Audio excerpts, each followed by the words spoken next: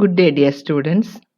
We have gone through the different aspects of uh, the Indian aesthetics or Sanskrit criticism. Today, we are going to learn more about uh, the relationship between or the synthesis between law and liberty, and more about Vyanjana also. Law means it consists of numerous rules, literary rules, and liberty is the principle which determines the free play of artist's genius. And we have already learned what Vyanjana is, suggestion in poetry, but it also harmonizes the attitude of the poet and that of the critic. Without Vyanjana, art will run riot in the sense that there will be no consistency for art, or there will be no form for art, because Vyanjana seems to be the main principle, and art is on the basis of Vyanjana. So Vyanjana establishes a synthesis between law and liberty. We know that without rules, there will not be a free attitude of expression. The poets of the ancient times were quite known to understand this synthesis between law and liberty, and within that frame they were able to, or within that they were able to get their freedom, and at the same time use Vyanjana to heighten the effect of art. Again, you find two terms worth mentioning here, and that is Shabda and Artha, that is speech and thought. In other words, the sound and sense. What do you mean by Shabda and Artha? Or what is the relevance of Shabda and Artha in poetry? The right word which brings about the right sense for the right occasion is what is meant by Shabda and Artha. The poet who is efficient, or who is really well known, or really talented, will be able to use the word or the sound in the proper sense, so that the outcome is indeed something really great. And there is the term that is mentioned here, Vagartha Pradipatteya.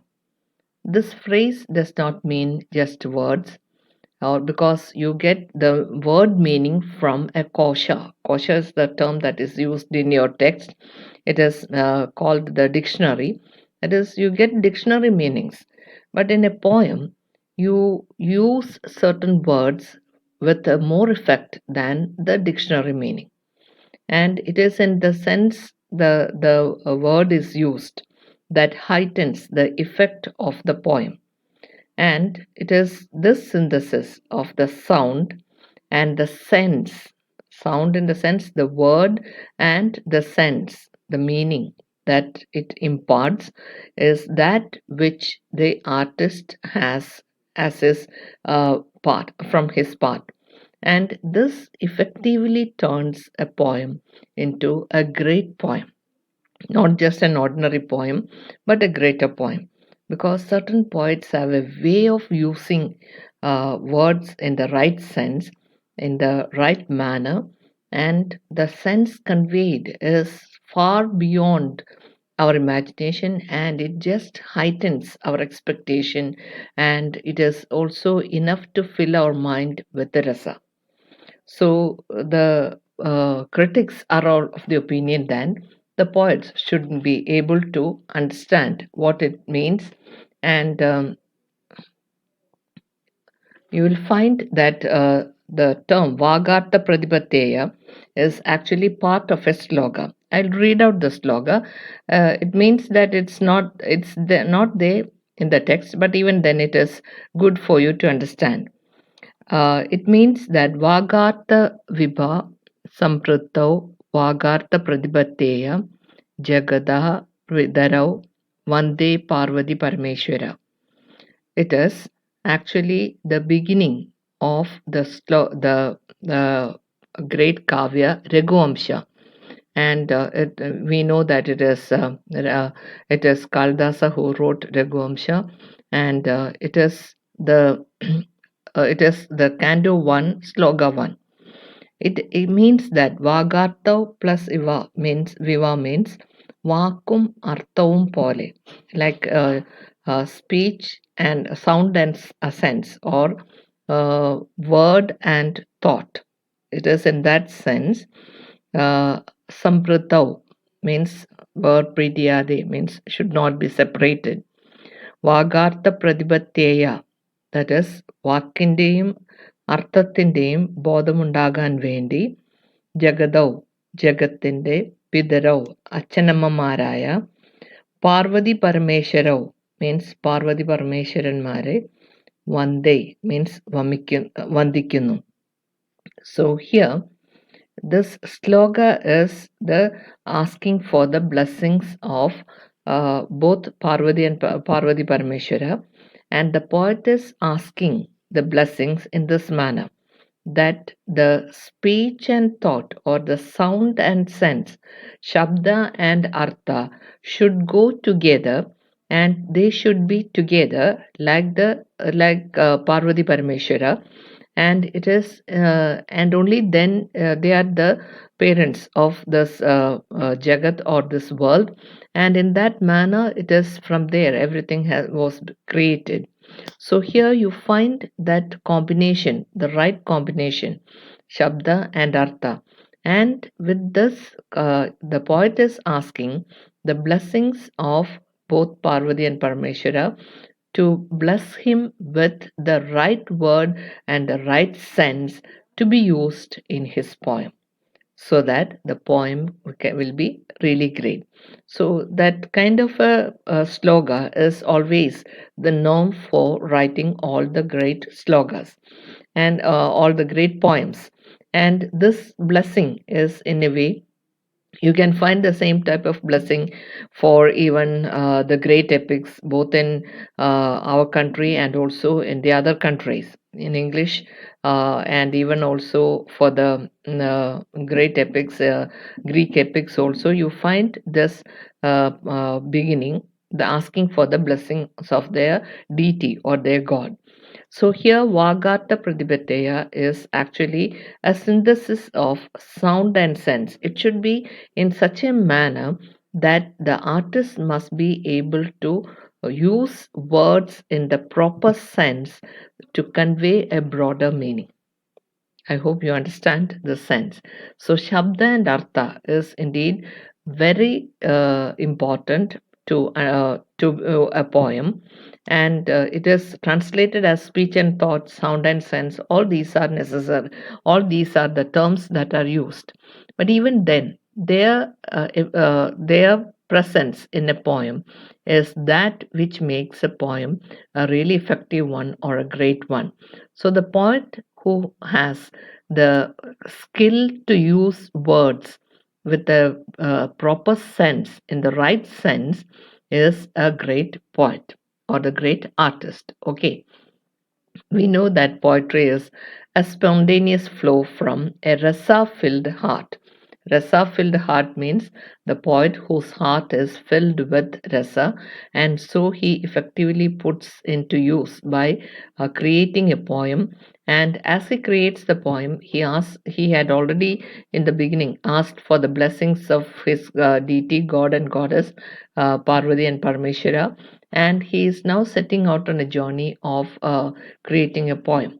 And it is with that intention of having the right word with the right sense that the poet will be able to create a beautiful poem. So his mind is filled with rasa, and words overflow from his heart, and it is channelized in the proper manner. So, without conscious effort, a beautiful thought clothes itself in a beautiful garb. Garb means dress, or beautiful garb means decoration. So, the poem flows from his heart, rasa filled heart, and it doesn't need much effort. But even then, these beautiful thoughts are dressed itself in a beautiful decoration or with a beautiful decoration. So it's not enough that he can write poems, but he should also be able to use um the way to decorate a poem. Means you have the alangara, means decoration, and these alangaras in a way make the poem really beautiful and makes the audience or the readers enjoy it with a broader mind.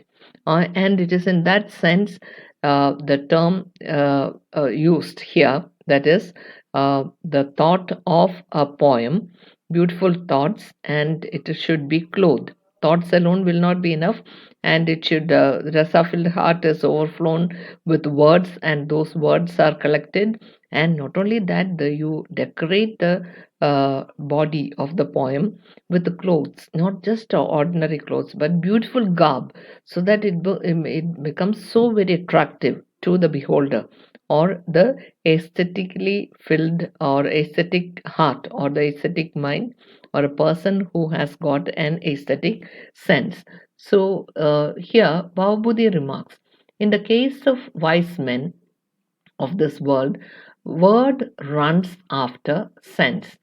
But in the case of primeval sages, sense rush after their word. Sense rush after their word. That is, word runs after sense, and sense rush after the word, which means that in the if you are a wise man, of course, word runs after sense, means words are used in the appropriate manner, but even then, they have its own way of expressing itself. But in the case of primeval sages, in the case of sages of the olden days, wise men of the olden days, sense rushes after the word. They use a word and sense goes after it in order to give or to give more meaning to the word. So the effect of word, using a word in the proper manner, is emphasized here. And he mentions the term primeval sages. That also is significant, because sages means wise men, and in our country we use the term sages to denote a rishi. And who, you know who a rishi is, a person who had abandoned this world and spends his time meditating, and he'll be living in the forest, and that is and such a person we call as a sage. And because of their life, they have become sages. Okay, so the idea that is about the word running after sense and sense rushing after the word is that the harmony between word and or word and sense. Okay, so or sound and sense. So it is in this sense the term Bhavabudhi remarks that in the case of wise men of this world, word runs after sense, but in the case of primeval sages, sense rushes after their word. So even then, in both cases, they are emphasizing, or he is emphasizing, the harmony of sound and sense. It is very important to have a harmony between sound and sense.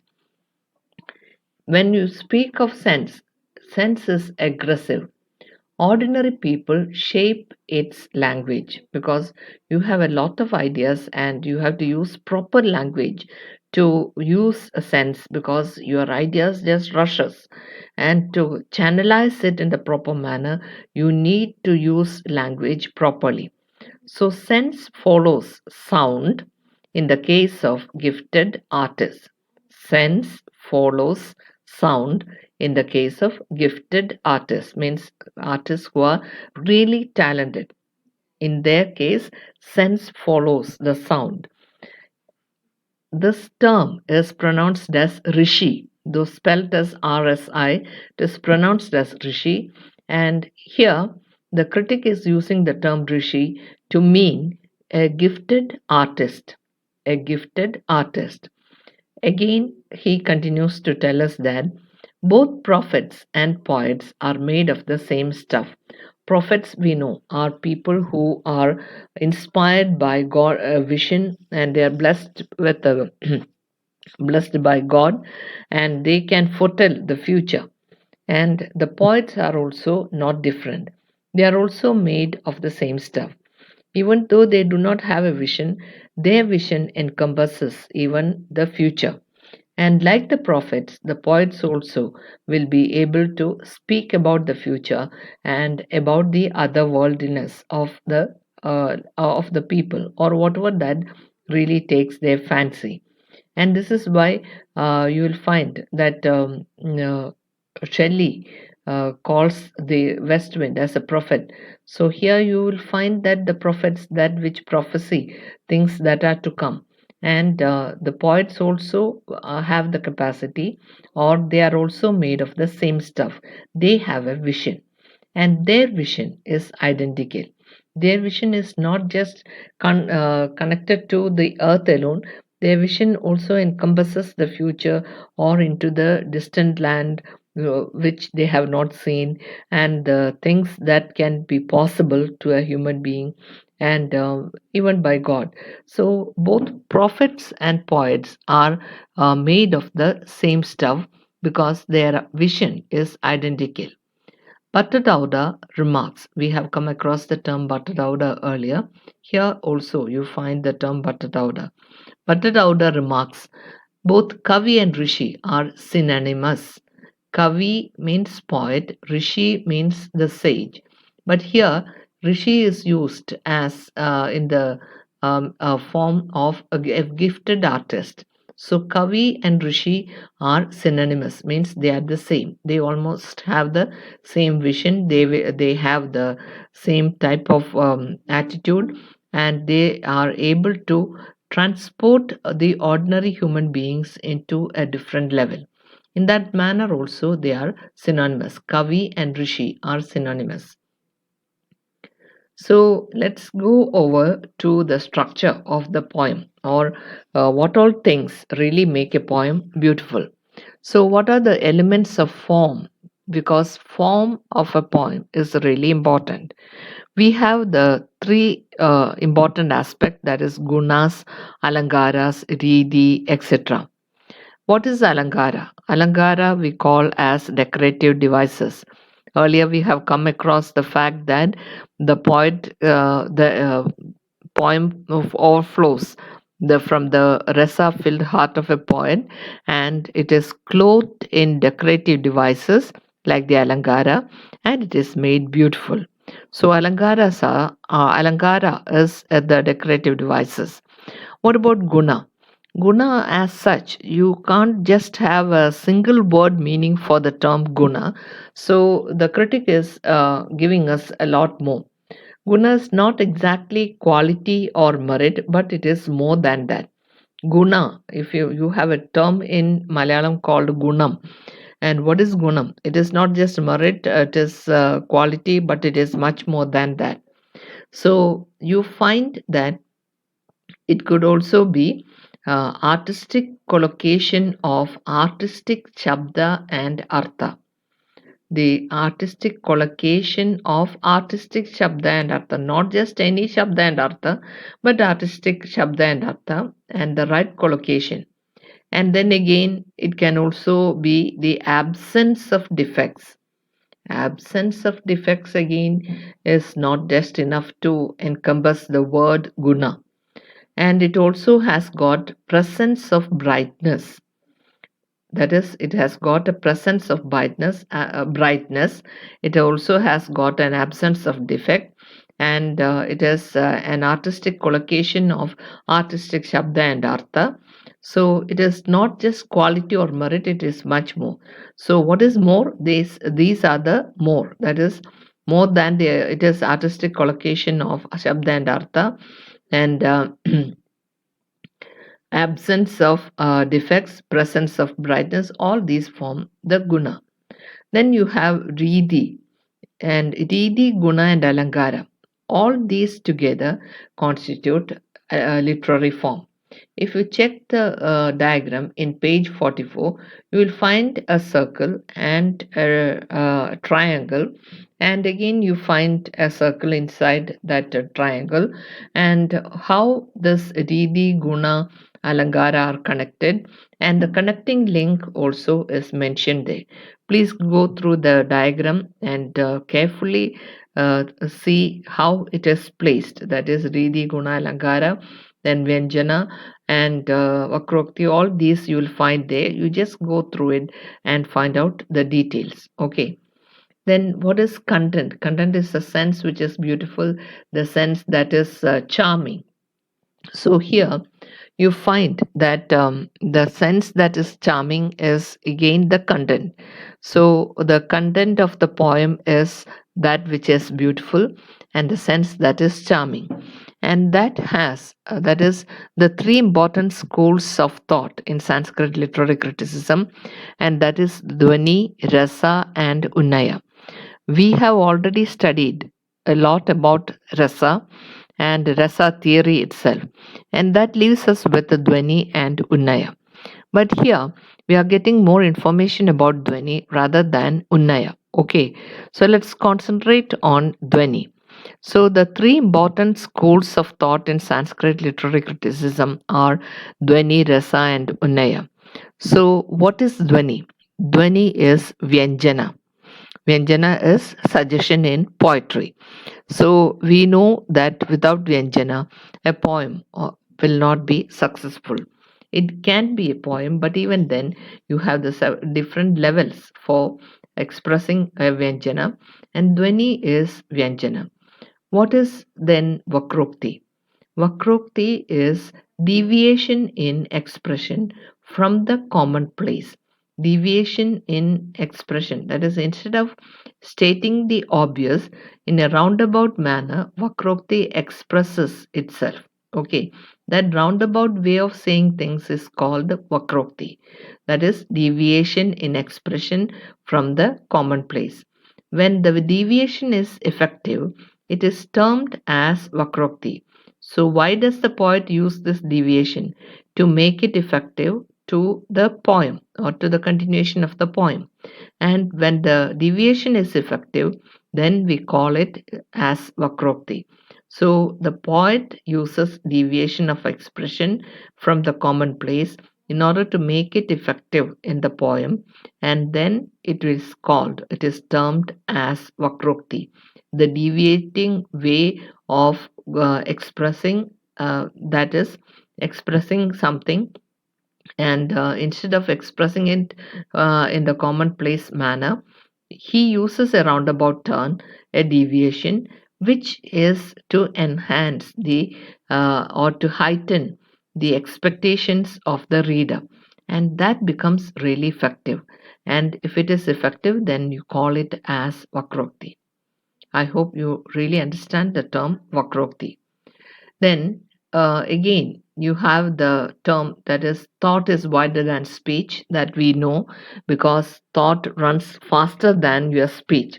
That is, even if you just cannot say anything, thoughts run through your mind, and the mind perceives a lot of expressions, and these perceptions or expressions or perceptions are transformed into thought process.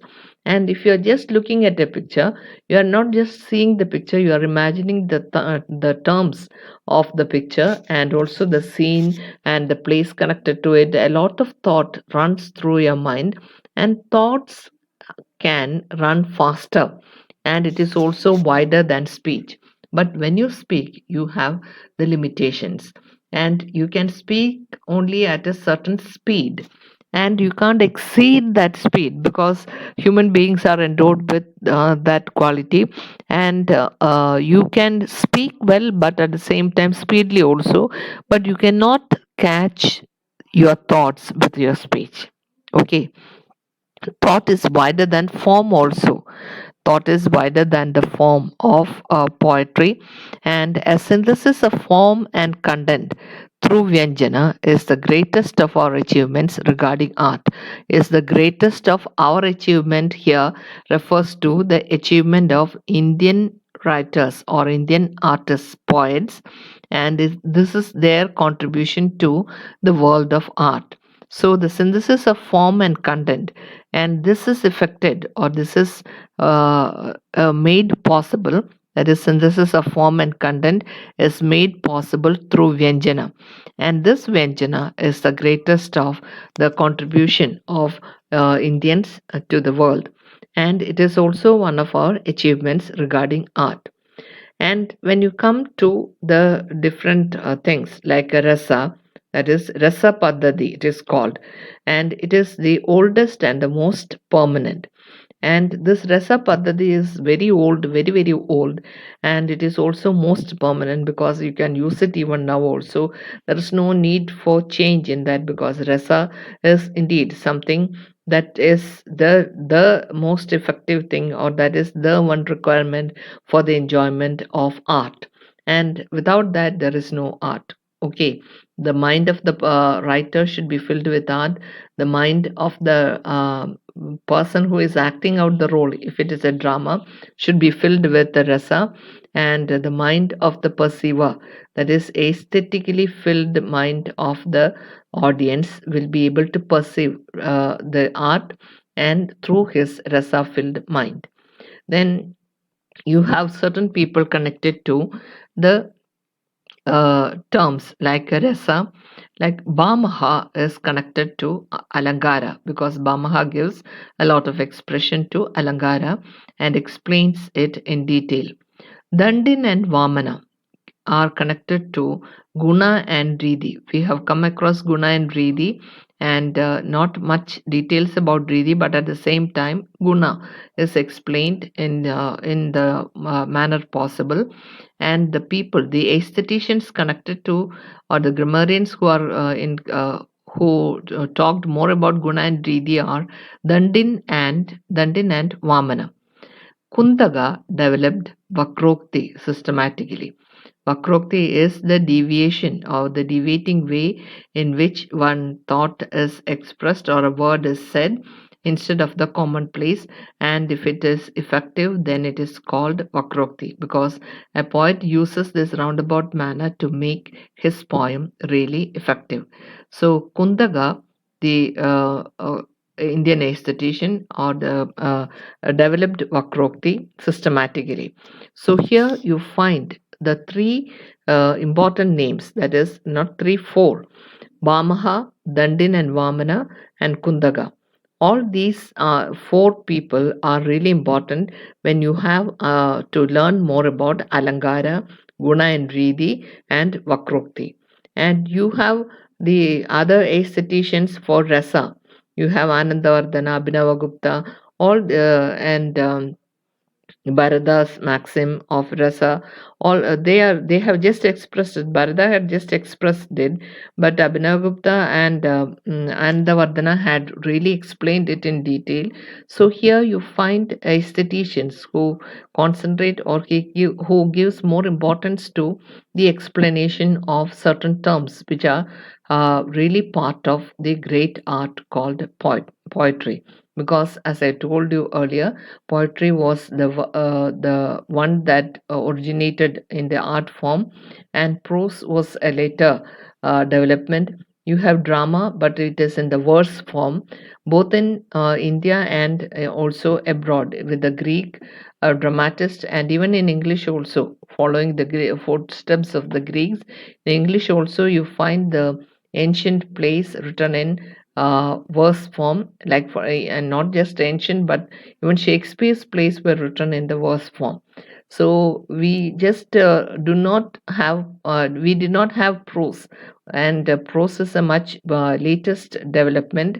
And we know that poetry was there existent. That's why there is an elaborate way of explaining poetry and the different parts of poetry.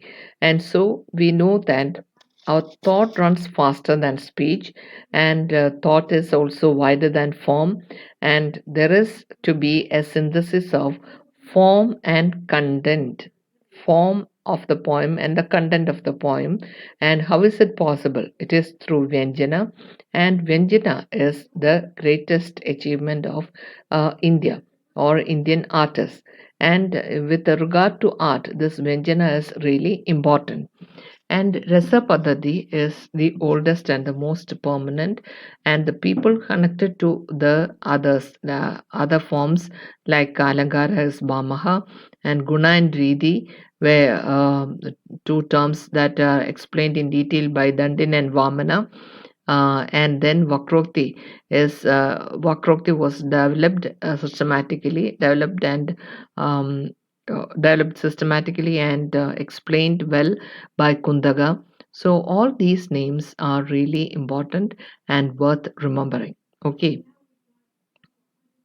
so altogether, you come across certain terms, and these terms are in a way really necessary for you to understand Indian aesthetics properly.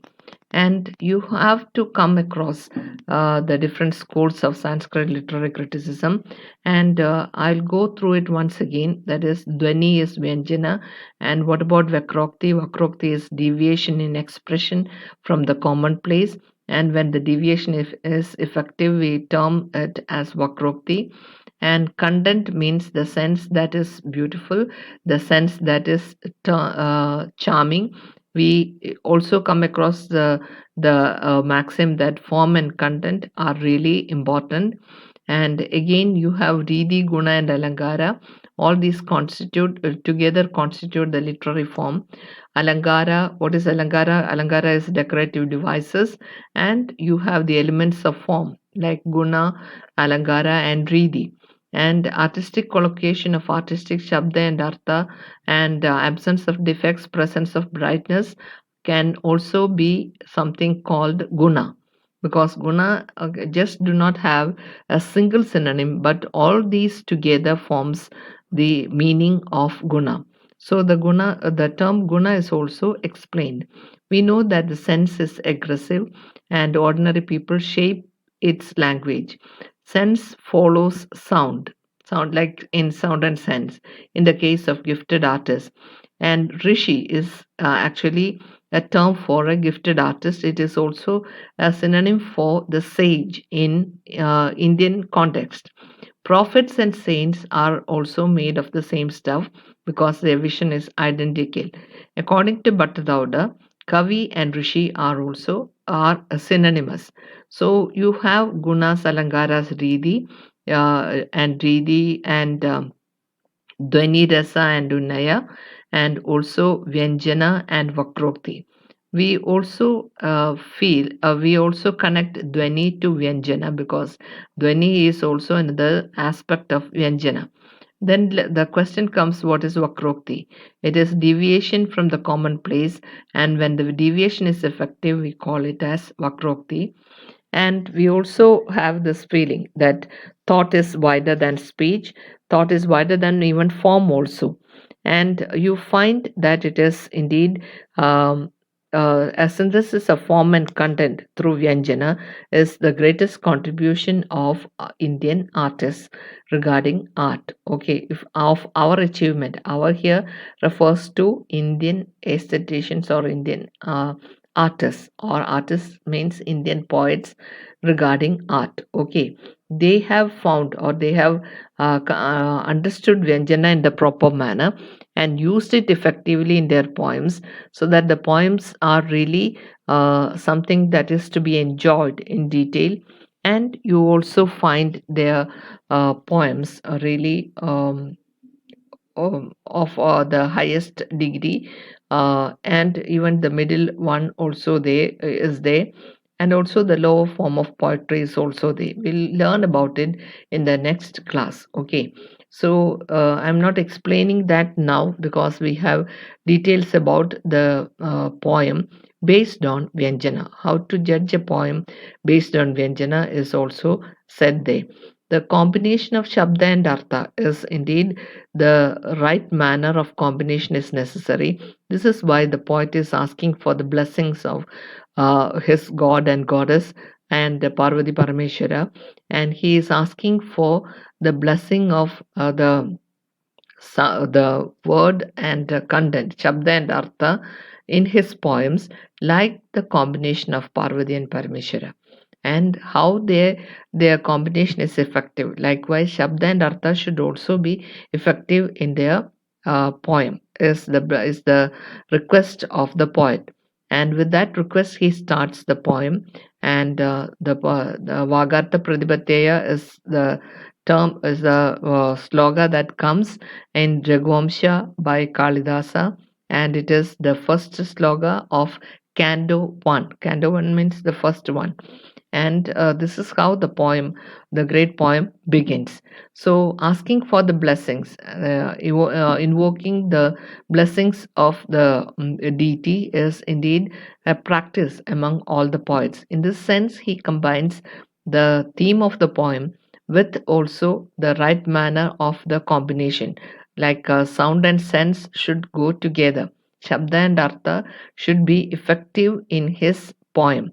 Let it come to him through the blessing of his deity. That's what the poet is asking for. So this is that is Vyanjana is again an achievement. Then Rasapadadi is the oldest and the most permanent aspect of poetry. Then Alankara, Guna and Ridi. Alankara was explained in detail by Bamaha, Guna and Ridi by Dandin and Vamana, and Kundaga developed Pakrokti systematically. So, altogether, all these grammarians and aestheticians have their own explanation for the good poems, or how to write or how to create really artistic poems. Okay, so in that sense, we learn a part of Indian aesthetics, and in the next class, we'll go into detail more about the different aspects of Alankara and also about poetry. Okay, thank you.